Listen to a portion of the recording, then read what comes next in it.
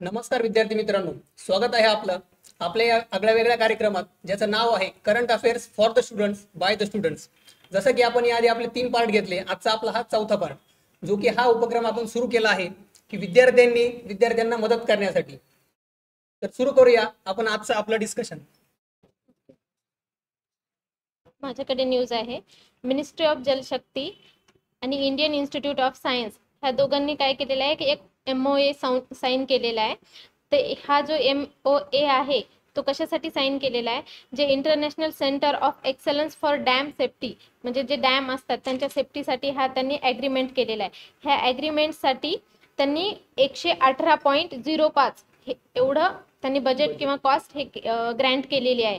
तर हा जो ॲग्रीमेंट आहे त्याची जे हे आहे पिरियड आहे, त्याचा जो पिरियड आहे तो 10 वर्षाचा आहे. किंवा जे Indian Institute of science Bangalore हे जे आहे ते dam rehabilitation and improvement project ह्याच्या अंडर येते. त्याच्या जे 2 फेजेस आहेत, सेकंड आणि थर्ड, ह्या फेज होईपर्यंत हा ॲग्रीमेंट राहील असं त्यांचं म्हणणं आहे. आणि ICED बँगलोर हे जे आहे international centre focused on dam safety, म्हणजे हे जे ICED बँगलोरचं जे आहे हे दुसऱ्यांदा म्हणजे सेकंड आहे ज्याने की डॅमच्या सेफ्टीबाबत हा ॲग्रीमेंट केलेला आहे. तर ह्याच्या अगोदर IIT Indian Institute of Technology Roorkee उत्तराखंडने या अगोदर ॲग्रीमेंट केला होता डॅमच्या सेफ्टीसाठी 2023 मध्ये. आणि हे जे मिनिस्ट्री ऑफ जलशक्ती आहे ह्यांनी जे हा ॲग्रीमेंट केलेला आहे ते CWC under department of water resource river development and Ganga rejuvenation ह्याच्या अंडर हे जे ॲग्रीमेंट आहे ते केलेलं आहे.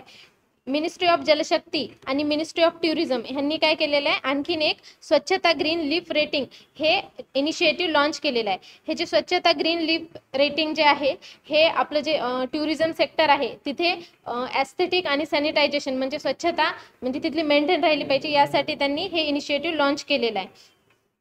Ministry of Jal Shakti union minister कोण आहे? गजेंद्र सिंग शेखावत, राईट. आणि हे जे कोलॅबोरेशन आहे ते कुणाच्या मध्ये आहे? मिनिस्ट्री ऑफ टुरिझमच्या DDWS म्हणजे department of drinking water and sanitization ह्याच्या अंतर्गत आहे.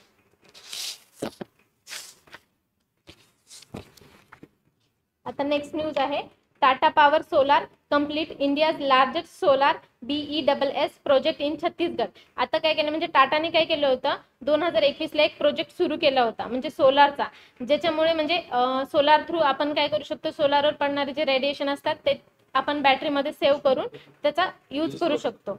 आणि हे जे प्रोजेक्ट आहे त्यांनी 2021 ला सुरू केला होता. त्यासाठी त्यांनी 945 करोड हे अलॉटमेंट दिलं होतं, एवढी कॉस्ट दिली होती.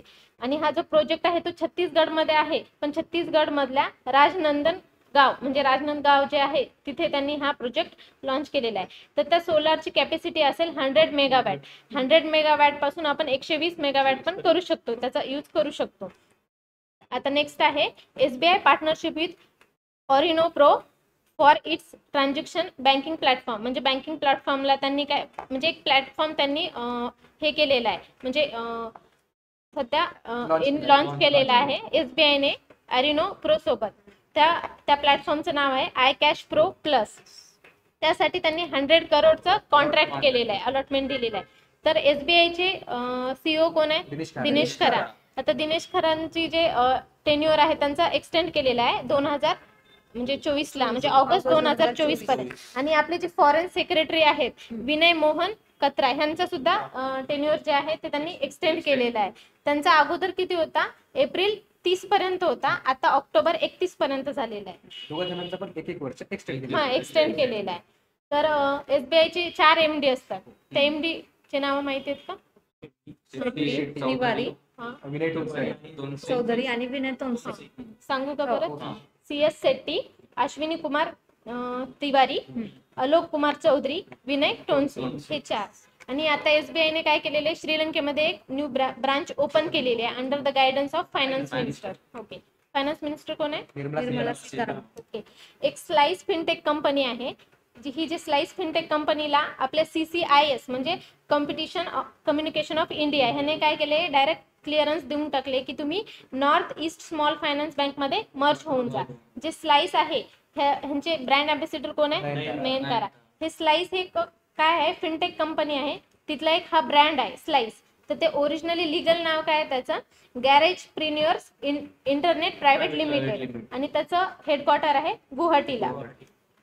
आता ह्या मर्जरवरून एक लक्षात येते की आता recently AU small finance bank आणि फिनकेअर स्मॉल फायनान्स बँक ह्या मर्ज होणार आहे, 1 एप्रिलला मर्ज होणार आहे.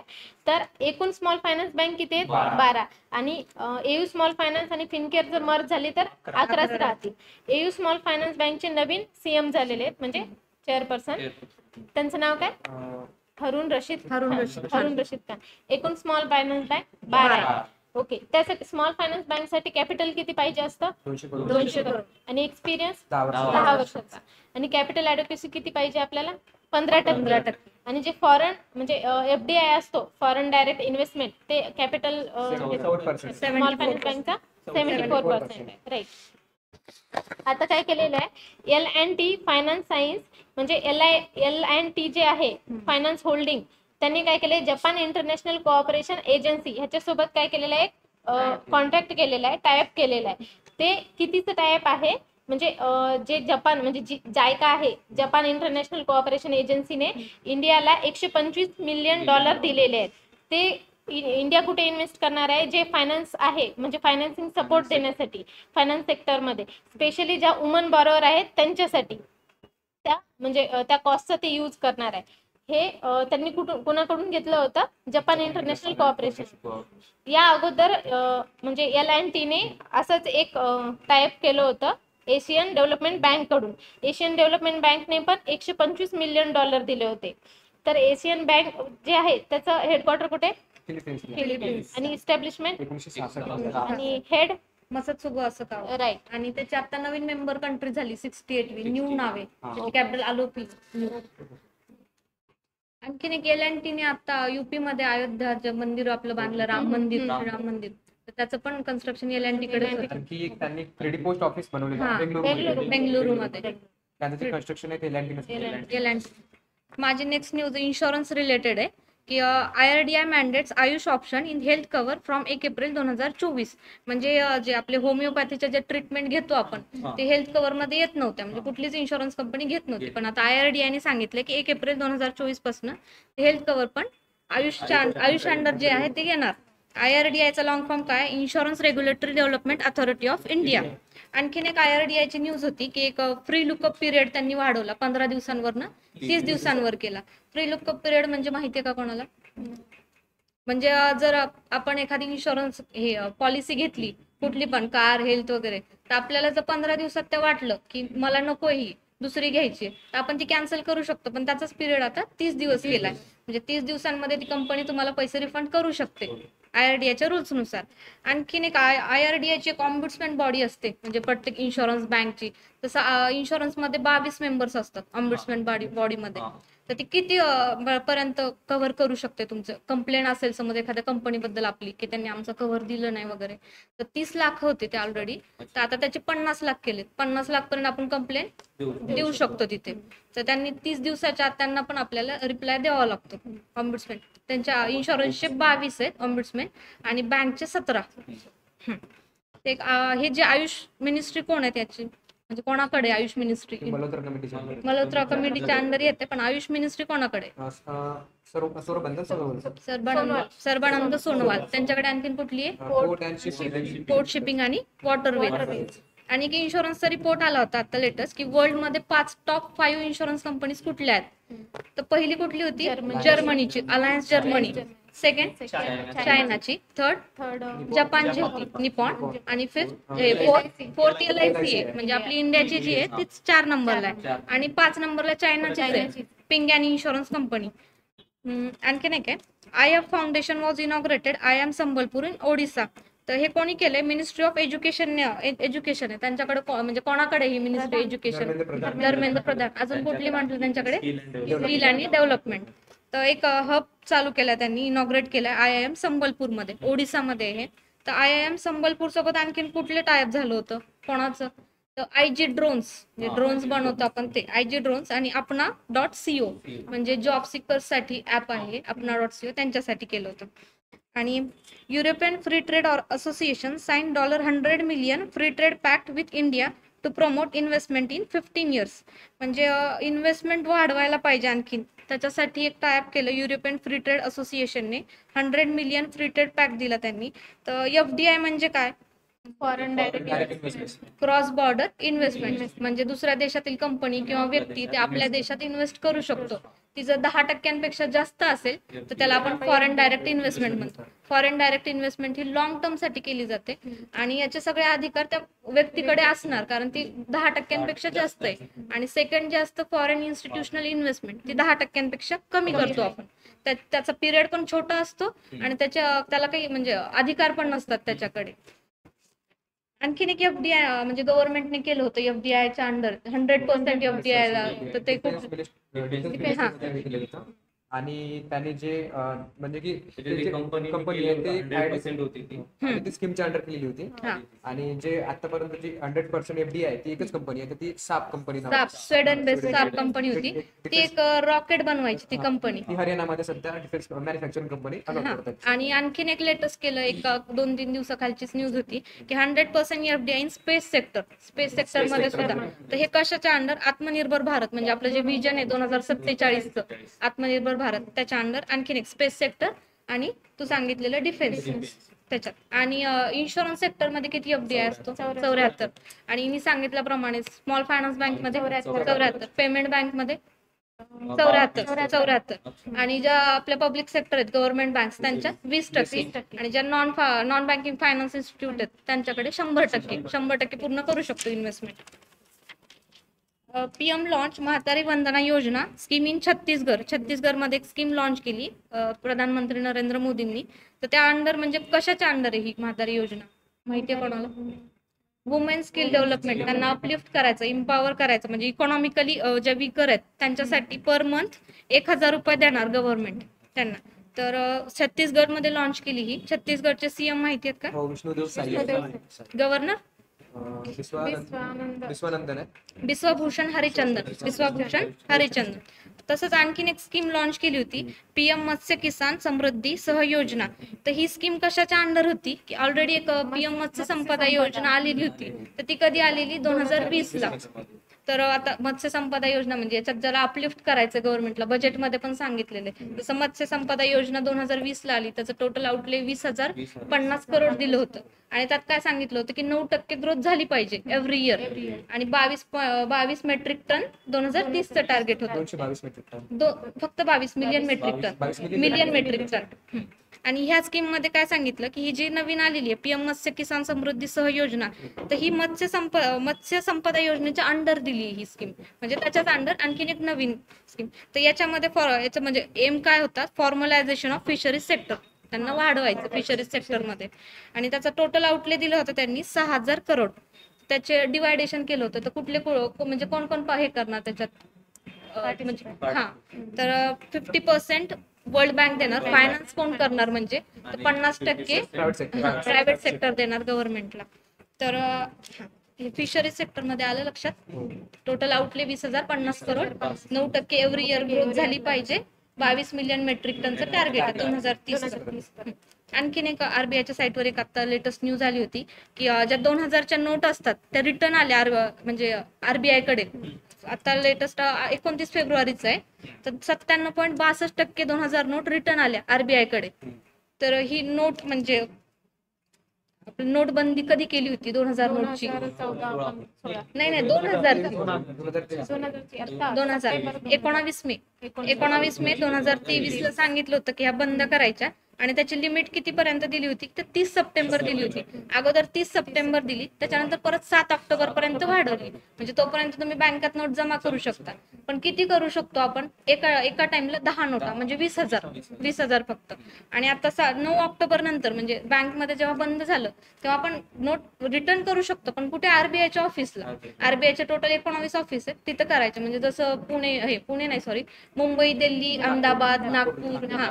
तर त्या ऑफिसला जमा करायचं. पण आपण आता कसं पर्सनली नाही जाणार आपण. हे लांब आहेत कुठे ऑफिस. तर RBIने काय सांगितलं की ते पोस्ट थ्रू पण तुम्ही करू शकता. ते टोटल ऍड्रेस वगैरे दिलेला त्यांनी साईटवर, त्याच्यानुसार पण करू शकता. तर ही नोटबंदी का झाली म्हणजे कशासाठी? इंट्रोड्यूस कधी केली होती 2000ची नोट? तर जेव्हा 500 आणि 1000च्या नोट बंद झाल्या होत्या कधी झालेल्या? 8 नोव्हेंबर 2016 ला. तर तेव्हा म्हणजे ही म्हणजे काय म्हणू शकतो आपण त्याला, आफ्टर विथड्रॉल 500 आणि 1000 note in 8 November 2016, 2000 note introduce to meet currency requirement. म्हणजे तेव्हा एकदम बंद केल्या 500च्या 1000च्या, तर आपण 100 फक्त 200 याच्यावरच चालणार होतं. हा, तर करन्सी रिक्वायरमेंट क्रिएट झाली होती, त्याच्यासाठी 2000ची नोट इंट्रोड्यूस केली. पण जेव्हा इंट्रोड्यूस केली ना, तेव्हा सांगितलं होतं की याचा लाईफ स्पॅन 4 ते 5 वर्ष असणार. आणि त्याचा मोटो काय होता, म्हणजे नॉट यूज मध्ये नव्हती, आपण एवढं वापरत नव्हतो 2000च्या, जसे 500 100 200 वापरतो तशी 2000ची वापरत नव्हतो आपण. आणि आणखीन काय, डिमॉनिटायझेशन कधी झालं होतं याच्या अगोदर, म्हणजे ही जी बंद झाली हे डिमॉनिटायझेशन नाहीये, हे फक्त यूज मधनं काढली आपल्या. आरबीआय कडे तर असणार ह्यांना. आणखी डिमॉनिटायझेशनचं मेन झालं होतं ते 500,000 ब्लॅक मनी बाहेर काढण्यासाठी. आणि त्याच्या अगोदर एक झालं होतं बघा, 10,000ची नोट. कधी झालं होतं ते, 1946 ला 10,000ची नोट. 2 वेळा झाले म्हणजे आतापर्यंत. 1946 ला 10,000ची नोट आणि 8 नोव्हेंबर 2016 ला 500 आणि 1000ची नोट बंद केली होती. असं 2 वेळा झालेलं. आपली मेन न्यूज काय होती की 97.62% 2000च्या नोट आरबीआय कडे रिटर्न आले. 97.62%.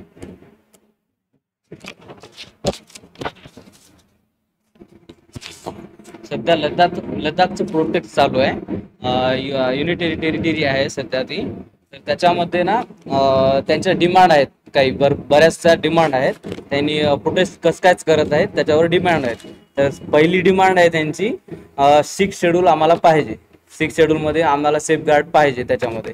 नंतर जॉब भेटतात त्यांना रिझर्वेशन त्याच्यामध्ये पाहिजे, म्हणजे गव्हर्नमेंट जॉबमध्ये रिझर्वेशन पाहिजे. आणि जे पार्लमेंट आहे त्यांना सेपरेट पाहिजे. त्याच्या हे 2. आणि लेहचं एक पार्लमेंट पाहिजे आणि कारगिलचं एक पार्लमेंट पाहिजे.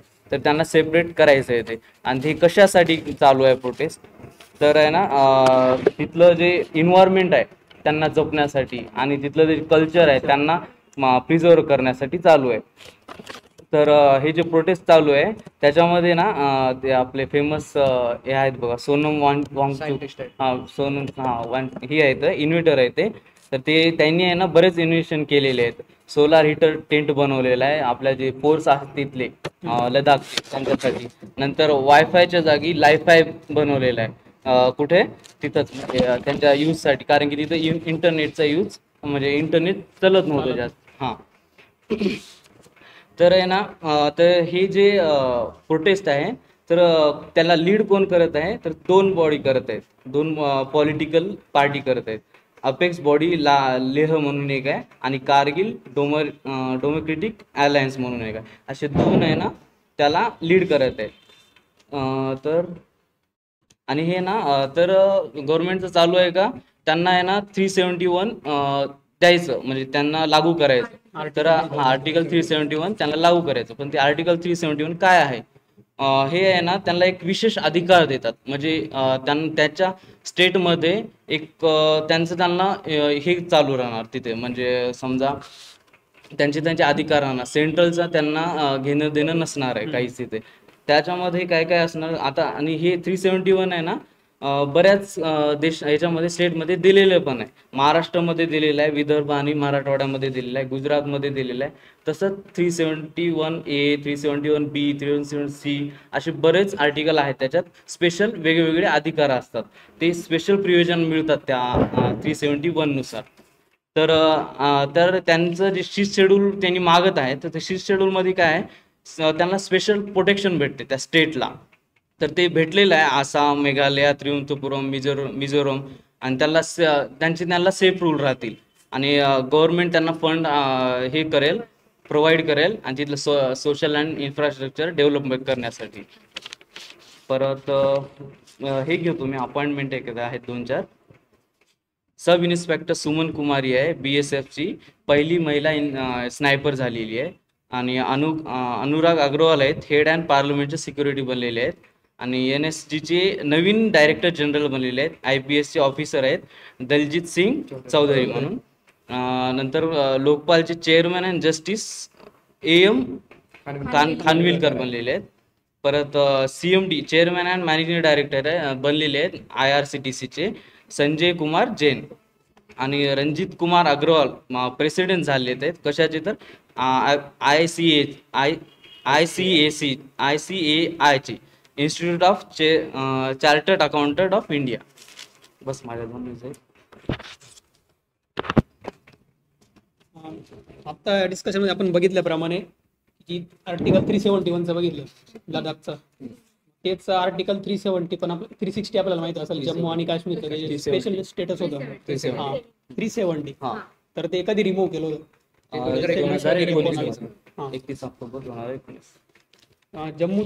जम्मू काश्मीरचीच एक न्यूज आहे की जम्मू काश्मीर पोलिसने तिथे ऑपरेशन कामधेनू हे कामधेनू ऑपरेशन तिथे रन करताय. कशासाठी? ज्या कॅटल आहे आपल्या कॅटलची स्मगलिंग थांबवण्यासाठी ते तिथं केलं जात आहे. त्यानंतर PM मोदींनी आता गुजरातमध्ये जो कोचरब आश्रम आहे त्याचं उद्घाटन केलं. तो आश्रमविषयी काही माहिती कोणाला? तर तो आश्रम आपल्याला गुजरातचे आश्रम वगैरे म्हटलं की गांधीजी वगैरे माहिती आहे, तर गांधीजींचा साबरमती आश्रम शक्यतो सर्वांना माहिती आहे. पण साबरमती आश्रम आहे, तर त्या साबरमती आश्रमच्या आधी गांधीजी कोचरबमध्ये त्यांच्या काही जे साथी होते त्यांच्यासोबत तिथे राहायचे. आणि साऊथ आफ्रिकेवरून जेव्हा ते पहिल्यांदा भारतात आले तर तेव्हा पहिल्यांदा त्यांनी हा आश्रम चालू केला होता तिथे. त्यानंतर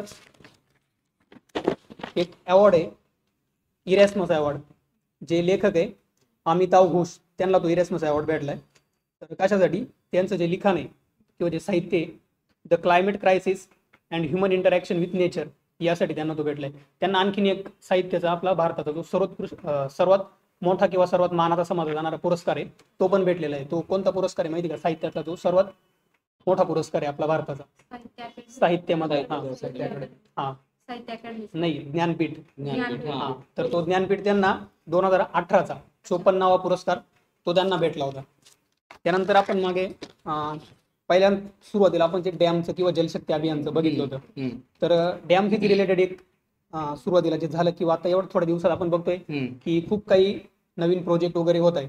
तर मग अरुणाचल प्रदेशला तो डॅम बांधला जाऊ राहिला आहे किंवा जो मल्टीपर्पज प्रोजेक्ट तिथला, तर त्या डॅमचं नाव माहित किंवा तो कोणत्या नदीवरती आहे? दिबांग नदीवरती तो केला जातो. आणि तो जो डॅम आहे तो अजून पूर्ण झालेला नाही, पण जेव्हा तो डॅम पूर्ण होईल तर तो भारतातला सर्वात उंच डॅम असेल. त्यानंतर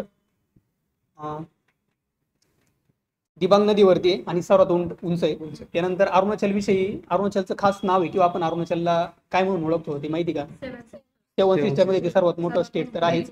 त्यानंतर त्याला the land of rising sun म्हणजे उगवत्या सूर्याचा ते पण म्हटलं जातं. त्यानंतर स्पेशल किंवा जे फेमस फ्रूट आहे अरुणाचलचं तर ते किवी खातो आपण. तर आपल्या पूर्ण भारतामध्ये जेवढं किवीचं प्रोडक्शन होतं किंवा येतं तर त्यापैकी 80% हे अरुणाचलचं असतं. त्यानंतर अरुणाचलचंच आणखी एक की आपण मागे बघितलं मोदीने तो त्याला टनेल आहे, तो टनेल तिथं सुरू केला. तर तो जगातला पहिला 2 वे टनेल आहे तेवढ्या हाईट वरती. तर त्याची हाईट किती आहे?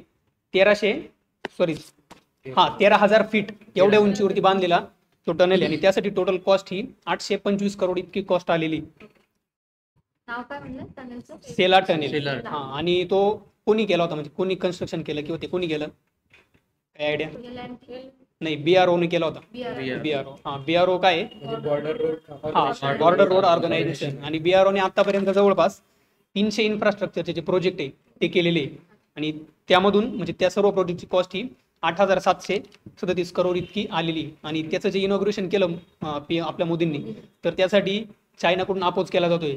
जे डिप्लोमॅटिक त्यांचा प्रोटेस्ट चालू आहे का? तर त्यांचा असा दावा आहे किंवा ते आपल्या अरुणाचलवरती स्वतःचा दावा सांगतं की हा साऊथ तिबेटचा पार्ट आहे. त्यामुळे पण मग तो एक महत्वाचा आहे. आणि हा जो टनेल आहे तो तवांग आपल्या आर्मीच्या दृष्टीने एक महत्वाचा एरिया आहे, त्याला कनेक्ट करायचं काम करतो. आणि ऑल वेदर कंडिशन मध्ये ऑल टाइम कनेक्टिव्हिटी त्यामधून भेटेल असा त्याचा हेतू आहे. त्यानंतर अरुणाचलचे CM पेमा खांडू, कॅपिटल इटानगर. आणि गव्हर्नर कैवल्य प्रणय.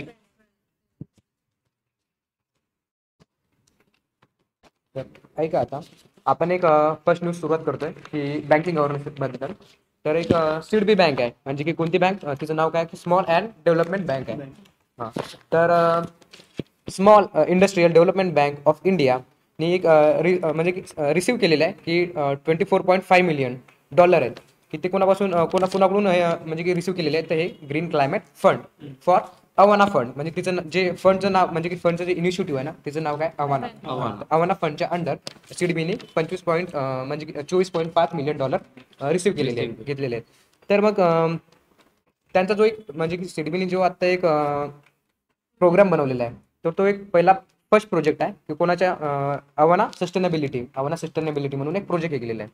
म्हणजे फंड व्हॅल्यू त्याची जी म्हणजे की हे आहे पूर्ण व्हॅल्यू आहे त्याची 120 मिलियन आहे. हो, म्हणजे की जे अवाना सस्टेनेबिलिटी फंड आहे ना पूर्ण त्याची व्हॅल्यू आहे 120 मिलियन आणि त्याच्यामधून जी सीडीबीने घेतलेली आहे ती 24.5 मिलियन घेतलेली आहे. तर मग ग्रीन क्लायमेट फंड काय आहे तर ग्रीन क्लायमेट फंड काय अप्रूव्ह करते तर एक म्हणजे की ग्रीन क्लायमेट फंडनी अप्रूव्ह केलेला आहे सीडबी प्रोजेक्ट ड्युरिंग कधी केले आहे तर 38 बोर्डिंग मिटिंग इन रवांडामध्ये. म्हणजे जी आता एक रवांडामध्ये मिटिंग झालेली होती त्यामध्ये 38 मिटिंग आहे तर त्यामध्ये ग्रीन क्लायमेट फंडनी अप्रूव्ह केलेला आहे सीडबीला. तर मग ASF प्रोजेक्ट आहे म्हणजे कोणता प्रोजेक्ट आहे हा ती अवाना सस्टेनेबिलिटी फंड हा प्रोजेक्ट आहे. ही invest in early stage companies technology innovation and to spur climate solution. म्हणजे आतापर्यंत सध्या क्लायमेट म्हणजे की सध्या ग्लोबल वॉर्मिंग सध्या सुरू आहे तर त्याचे जे क्लायमेट सोल्युशन काढण्यासाठी ना म्हणजे त्याच्यामध्ये तुम्ही टेक्नॉलॉजीचा वापर करा किंवा इनोव्हेशनचा वापर करा आणि थोडंसं क्लायमेट आपलं म्हणजे क्लायमेट जे ग्लोबल वॉर्मिंग आहे ते कमी करा त्याच्यासाठी हा फंड अलॉटमेंट केलेला होता. तर हे सिडबीचं जे हे आहे इस्टॅब्लिश कधी झालेलं आहे तर हे 1990 मध्ये झालेलं आहे आणि त्याचं जे हेडक्वार्टर आहे ते कुठे लखनौला आहे. हो. आणि त्यांचे जे MD आहेत तर त्यांचं नाव काय आहे तर शिवा सुब्रमण्यम रमन. म्हणजे त्यांचे जे MD आणि चेअरमॅन दोन्ही पण आहेत ते त्यांचं नाव काय आहे शिवा सुब्रमण्यम रमन आहे. आणि ही जी सिडबी इन्स्टिट्यूशन आहे हे कोणाच्या अंडर येते तर मिनिस्ट्री ऑफ फायनान्सच्या अंडर येते. तर मग मॅडमनी एक मला एक सजेशन दिलं होतं की सिडबीने आणखी एक पोर्टल लॉन्च केलेलं होतं. त्या पोर्टलचं नाव काय की हे प्रभाव पोर्टल आहे. तर ही प्रभाव पोर्टल कशासाठी आहे तर ही एक म्हणजे की आता कोणी जर न्यू स्टार्टअप सुरू केलेलं आहे कोणी तर त्यांना जे फंड आहे ना ते फंड हे या पोर्टलच्या अंडर प्रोव्हाइड होते. तर मग या पोर्टलचं नाव काय तर प्रभाव पोर्टल. ओके. तर सिडबीचे आपल्याला MD आणि चेअरमॅन हे लक्षात ठेवणं गरजेचं कारण की सध्या म्हणजे की एक्झाममध्ये MD आणि चेअरमॅन बद्दल खूप जास्त विचारतात. तर त्यांचं काय नाव आहे सिडबीचे MD आणि चेअरमॅनचं तर शिवा सुब्रमण्यम रमन आहे. तर सिडबीला किती मिलियन अलॉटमेंट झालेलं आहे तर $24.5 मिलियन अलॉटमेंट झालेलं आहे. तर मग कोणी अलॉटमेंट केलंय तर ही आपली एक ग्रीन क्लायमेट फंड आहे अवाना सस्टेनेबिलिटीच्या अंडर अलॉटमेंट झालेलं आहे. तर आपण दुसरी न्यूज घेऊ. Financial expert forecast mandatory listing for the 6 NBFC म्हणजे की non banking financial in coming year 2025 पर्यंत. म्हणजे की फायनान्शियल एक्सपर्टचं म्हणणं आहे की आतापर्यंत आपण एक 6 NBPS म्हणजे NBFC म्हणजे फायनान्शियल बँक्स आहे ना आपण आतापर्यंत लिस्ट करू तर नॉन बँकिंग फायनान्शियल. तर मग त्यांचे जे ह्या ज्या 6 नॉन बँकिंग फायनान्शियल आहेत त्या बँक त्यांचं नाव काय तर एक बजाज हाऊसिंग फायनान्शियल आहे, Piramal capital and housing financial आहे, टाटा कॅपिटल फायनान्स आहे आणि HDB फायनान्स आहे. हो. आणखी एक आहे की आदित्य बिर्ला फायनान्स. हे 5 आहेत. आणखी एक 6 म्हणजे की 6वी आहे एक टाटा सन शेअर म्हणजे की IPO आता सध्या अलॉटमेंट झालेला आहे. तर NBFCचं काम काय माहिती आहे का की NBFC काय करते की म्हणजे की loan bond stock share securities हे गव्हर्नमेंटच्या अंडर इश्यू करते. म्हणजे की आता कोणी जर IPO काढत असेल तर मग NBFCच्या अंडर हे होणार बॉन्ड घेणार किंवा स्टॉक किंवा शेअर बद्दल तर त्याबद्दल जी हे करते ती NBFC करते. आता आपली तिसरी न्यूज आहे तर वर्ल्ड बँकिंग म्हणजे वर्ल्ड बँकने जे अप्रूव्ह केलेलं आहे प्रोग्राम तर म्हणजे की enhance rural connectivity in Assam. तर मग त्यांचे जे बेनिफिट्स आहे म्हणजे आतापर्यंत वर्ल्ड बँकने आसामला $1.8 मिलियन म्हणजे एक 1.8 मिलियन लोकांना म्हणजे की रुरल लोकांची हे आहेत 1.8 मिलियन लोकांना म्हणजे की एखाद्या वेळेस जर ॲमिड वेदर कंडिशन म्हणजे एखाद्या वेळेस त्यांच्याकडे पूर आला किंवा हे आला तर मग त्या लोकांना म्हणजे इथून म्हणजे की त्यांना हे करण्यासाठी म्हणजे की सध्या त्यांच्याकडे जर पूर जर आला तर दुसरी स्थलांतरित करण्यासाठी तर त्यांच्यासाठी एक फंड अलॉटमेंट केलेलं आहे. तर ते फंड किती आहे तर $452 मिलियन आहे. तर हे कोणाच्या अंडर आहे तर हे रेझिलियंट रुरल ब्रिज प्रोग्रामच्या अंडर आहे. ओके. तर वर्ल्ड बँकचं हेडक्वार्टर कुठे आहे वॉशिंग्टन डीसीला आहे आणि जे प्रेसिडेंट कोण आहे अजय बांगा. तर मग ही परत न्यूज घेतो. तर वर्ल्ड बँकने अप्रूव्ह केलेलं आहे काय केलेलं आहे की इन्हान्स रुरल कनेक्टिव्हिटी इन आसाममध्ये. तर मग त्यांचा जे बेनिफिट आहे ते काय होणार आहे तर एक 1.8 मिलियन लोकांना म्हणजे की जे आहे रुरल एरियाज मधील लोकांना म्हणजे ह्याच्यामध्ये तर पूर आलाय तर त्या कंडिशन्स मध्ये त्यांना स्थलांतरित करण्यासाठी तर किती मिलियन डॉलर अलॉटमेंट केलं आहे तर $452 मिलियन. तर हा कोणत्या प्रोग्रामच्या अंडर आहे तर रेझिलियंट रुरल ब्रिजेसच्या अंडर आहे. तर आता एक जसं सध्या प्रत्येक स्टेटमध्ये आपले जे पंतप्रधान नरेंद्र मोदी आहेत ते प्रत्येक याच्यामध्ये development project under fund allotment करतात प्रत्येक स्टेटला देतात. तर तसंच अहमदाबादमध्ये पण गुजरात स्टेटमध्ये अहमदाबाद तिथे पण त्यांनी एक आता फाउंडेशन स्टोनचं इनॉग्रेशन केलेलं आहे. Several development project. तर त्यांची जी व्हॅल्यू आहे ती किती आहे, 1,06,000 करोड आहे. तर ते कशासाठी अलॉटमेंट केलेलं आहे तर वेगवेगळ्या डेव्हलपमेंट प्रोजेक्ट्समध्ये. तर त्याच्यामध्ये कोणते कोणते येणार आहेत तर रेल्वे इन्फ्रास्ट्रक्चर येणार आहे, कनेक्टिव्हिटी येत आहे आणि पेट्रोकेमिकल्स येत आहेत. ओके. तर मग आणखी आणि त्याच्यासोबतच ते 10 न्यू वंदे भारत म्हणजे की ट्रेन्स अलॉट करतायत त्या स्टेटमध्ये, गुजरातमध्ये. हो. आणखी गुजरातची एक युनेस्को हेरिटेजमध्ये कल्चर हेरिटेजमध्ये एक नाव आलेलं आहे. तर ते कोणतं गरबा डान्स गरबा डान्समध्ये 15वा. हो. तर ते कोणत्या याच्यामध्ये तर इंटेंजिबल कल्चरल हेरिटेज साईटमध्ये येत आहे. ओके. तर कोणी ऍड केलेलं आहे तर गरबा युनेस्कोने ऍड केलेलं आहे. तर एक न्यूज आहे, central notify CA rules setup application portal. म्हणजे की सेंट्रल गव्हर्नमेंटने एक सीए रूल्स अलॉट म्हणजे की सध्याच एक हे केलेलं आहे, सेटअप केलेलं आहे. तर सीएचं लॉंग फॉर्म काय येतो तर सिटिझनशिप अमेंडमेंट ऍक्ट येतो. तर हे कोणत्या म्हणजे की पार्लिमेंटद्वारे अप्रूव्ह झालेलं आहे. हे कधी झालेलं होतं अप्रूव्ह 2019 मध्ये झालेलं होतं. आणि त्यांचा जे एम आहे, त्यांचा एम काय आहे सिटीजन म्हणजे सीएचा एम काय तर मुस्लिम कंट्री हो इंडियाची सिटीजनशिप. तर बघा आता आपण डिटेलमध्ये सांगू की एम आहे citizenship to migrant belongs to Hindu, Sikh, Buddhist, Jain, Parsi and Christian communities from Afghanistan, Bangladesh, Pakistan who had to come to India before 31 December 2014. म्हणजे 2014च्या अलीकडे हो जेवढे जे अफगाणिस्तान, बांगलादेश, पाकिस्तानमध्ये जेवढे Hindu, Sikh, Buddhist, Jain, Parsi, Christian communities यांना काय भेटणार आहे की सिटीजनशिप भेटणार, इंडियन सिटीजनशिप भेटणार आहे. कधी 2014च्या आधी आलेले. तर जे हे सीए आहे म्हणजे की जे सिटीजनशिप ऍक्ट आहे तर हा म्हणजे की होम मिनिस्टरनी इश्यू केलेला होता. तर हा किती पेजेसचा म्हणजे नोटिफिकेशन होतं तर 39 पेजेस नोटिफिकेशन इश्यू केलेलं होतं. तर एक एक्झामच्या रिलेटेड खूप जास्त इम्पॉर्टंट आहे. तिथे किती पेजेस अलॉटमेंट केलं म्हणजे केलं होतं नोटिफिकेशन तर 39 पेजेस. तर आता एक महाराष्ट्राबद्दल न्यूज आहे. तर महाराष्ट्र स्टेटने एक इंट्रोड्यूस केलेलं होता 4th वुमन पॉलिसी. म्हणजे की वुमन्स डेला हे केलं होतं पॉलिसी हे केली होती. तर फॉर कॉम्प्रेसिव्ह डेव्हलपमेंट म्हणजे की वेगवेगळ्या प्रकारचे डेव्हलपमेंट करणार आहे त्या वुमेन याच्यामध्ये पॉलिसीमध्ये. तर हे वुमनबद्दल आहे. तर वुमनसाठी health, nutrition, education, skill development and woman सेफ्टीसाठी म्हणजे की म्हणजे की कॉम्प्रेसिव्ह डेव्हलपमेंट अलॉट केलेले आहे. तर ही म्हणजे की कोणत्या पॉलिसीच्या अंडर 4th वुमेन पॉलिसी. तर महाराष्ट्राची जी ही महाराष्ट्र आहे ही फर्स्ट स्टेट आहे की त्यांनी इंडियामध्ये इंट्रोड्यूस केलेली आहे वुमन पॉलिसी. ओके. आणि जे वुमन म्हणजे की हे एक मिनिस्टर आहेत आदिती तटकरे. आदिती तटकरे कोणती मिनिस्ट्रीच्या अंडर येतात ते हे woman child and development minister आहेत. तर त्यांनी ही जी 4th वुमन पॉलिसी आहे ती अलॉट केलेली होती. आणि जे महाराष्ट्राचे गव्हर्नर आहेत ते त्यांचं नाव काय रमेश बायस. आणि सीएम कोण आहेत आपले एकनाथ शिंदे. आणि आपल्या ह्याच्यामध्ये 2 डेप्युटी सीएम आहेत. तर एक अजितदादा पवार आहेत आणि देवेंद्र फडणवीस आहेत. तर याच रिलेटेड माझ्या मते आता 2-3 दिवसापूर्वीच नाही की सेंट्रल गव्हर्नमेंट आपल्या स्टेट गव्हर्नमेंटचे जे आहे सर्व मंत्रालय ते पाट्या वगैरे तिथे पण आईचं नाव पण लावायचं अशी पण घोषणा केली आहे. तर त्यांनी म्हणजे की सीएम आणि डेप्युटी सीएम म्हणजे की यांनी सुरुवात केलेली आहे. म्हणजे की जे आपलं नाव आहे त्याच्या नाव म्हणजे आपल्या बाबाचे नाव आहे त्यांच्यासोबतच आपल्या आईचं पण नाव पुढे लावायचं. तर Indian economy will transit to and upper middle income country by 2036 पर्यंत. म्हणजे की आपली इंडियन इकॉनॉमी आहे ना ती ट्रान्झिट होणार आहे 2036 पर्यंत. हो. तर किती ट्रान्झिट होणार आहे तर त्यांचा जे एम आहे ते 15 ट्रिलियन आहे 2047 ला. आणि 2036 पर्यंत ही मिडल इन्कम कंट्रीच्या लिस्टमध्ये येणार आहे. ओके. तर जे इंडियाची म्हणजे की आपल्या हे जो रिपोर्ट आहे हा कोणीही केलेला आहे तर इंडिया रेटिंग्स अँड रिसर्चने केलेला आहे. आणि त्यांनी त्याच यांनी म्हणजे रेटिंग एजन्सी दिलेली आहे. तर किती दिलेली आहे तर जीडीपी ग्रोथ दिलेली आहे 6.25%. म्हणजे की 6.25% अशी जर ग्रोथ केल्या जाईल तर मग आपण 2047 पर्यंत 15 ट्रिलियन पर्यंत आपण पोहोचेल असं त्यांचं एम आहे. आणि 3 ट्रिलियनचं काय 2030 पर्यंत. हो. 2030 पर्यंत 3 ट्रिलियन करायचं.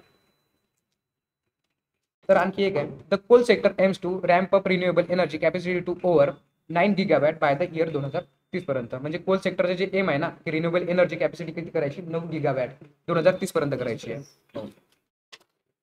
तर ही जी 9 गीगावॅट आहे जे एम आहे हे कधी अनाऊन्स केलं होतं तर हे पीएमनी अनाऊन्स केलेलं होतं की पंचमरी ड्युरिंग COP26 पुढे झालेली आहे अबुधाबीला अबुधाबी. अबुधाबीला झालेली ती. तर जी हे म्हणजे तिथे एक पंचमृत हे आहे ना म्हणजे की अनाऊन्स केलेलं होतं त्याच्या अंडर म्हणजे की एम त्यांनी हे केलेलं होतं 9 गिगावॅट आपण रिन्युएबल एनर्जी प्रोड्यूस करू किती कुठपर्यंत तर 2030 पर्यंत. आणखी त्यांचं एम आहे की नेट झिरो कार्बन इमिशन्स कधी म्हणजे कोणत्या इयर वर्षापर्यंत तर 2070 पर्यंत 2070 पर्यंत. ओके आता आपण एक हे बघू काय म्हणतात न्यू प्रेसिडेंट एक अश्विनी कुमार आहे elected as the new president of the federation of Indian export organisation. म्हणजे कोण अश्विनी कुमार. तर जे हे इंडियन एक्सपोर्ट ऑर्गनायझेशन आहे त्यांचं हेडक्वार्टर कुठे आहे तर न्यू दिल्लीला आहे. आणि त्यांचे जे सीईओ आहेत ते कोण आहे म्हणजे 6 आहेत. ओके आणि जी ऑर्गनायझेशन आहे इंडियन एक्सपोर्ट ही कोणत्या मिनिस्ट्रीच्या अंडर येते मिनिस्ट्री ऑफ कॉमर्स. आणि मिनिस्ट्री ऑफ कॉमर्सचे जे मिनिस्ट्री ऑफ कॉमर्स आहे कोण मिनिस्टर आहे पियुष गोयल आहे. तर मग अश्विन कुमार हे म्हणजे कोण म्हणजे की न्यू प्रेसिडेंट झालेले आहेत federation of Indian export organisation. Okay आता एक लास्ट न्यूज आहे त्याची की नॅशनल नो स्मोकिंग डे आहे आज 13 मार्चला. ओके तर त्याची जी थीम आहे ती काय protecting children from tobacco industry interference. National protecting children from tobacco industry interference. National no smoking day कधी सेलिब्रेट केला जातो 13 मार्च.